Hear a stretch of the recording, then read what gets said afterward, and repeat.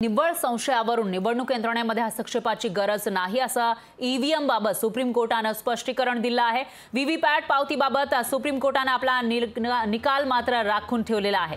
EVM मधील फेरफाराची शक्यता कोर्टाने फेटाळलेली आहे, तर ईव्हीएम मध्ये फेरफार होऊ शकतो आणि त्यामुळे व्हीव्हीपॅटची जी पावती आहे ती सुद्धा विचारात घेतली पाहिजे अशी याचिका दाखल करण्यात आली होती आणि त्यामध्ये जेव्हा सुनावणी झाली त्यामध्ये ईव्हीएम मध्ये हस्तक्षेपाची गरज नसल्याचं सुप्रीम कोर्टाने म्हटलेलं आहे आणि यापुढे देशामध्ये निवडणुका या ईव्हीएम वरच होणार असल्याचं स्पष्ट केलंय। पण व्हीव्हीपॅट विषयीचा जो निकाल आहे तो मात्र सुप्रीम कोर्टाने राखून ठेवलेला आहे, त्यामुळे व्हीव्हीपॅट विषयी सुप्रीम कोर्ट आता काय निर्वाळा देणार याविषयी उत्सुकता आहे।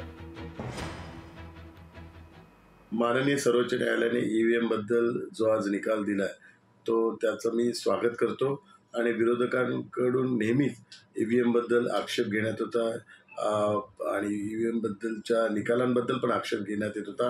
आज सर्वोच्च न्यायालयाच्या निकालामुळे ईव्हीएमच्या माध्यमातून जे निकाल यापूर्वी लागलेले त्या निकालांवर आज शिक्कामोर्तब झालेलं आहे। विरोधक नेहमीच त्यांच्या पराभवाचं खापर हे ईव्हीएमवर फोडतात।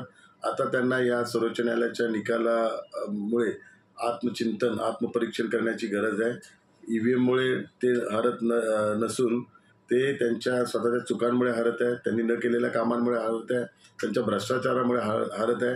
हे एक सर्वोच्च न्यायालयाच्या निकालातून आता दिसून आलेले आहे। लोकशाही मराठी ऐका, पहा, जागरूक रहा।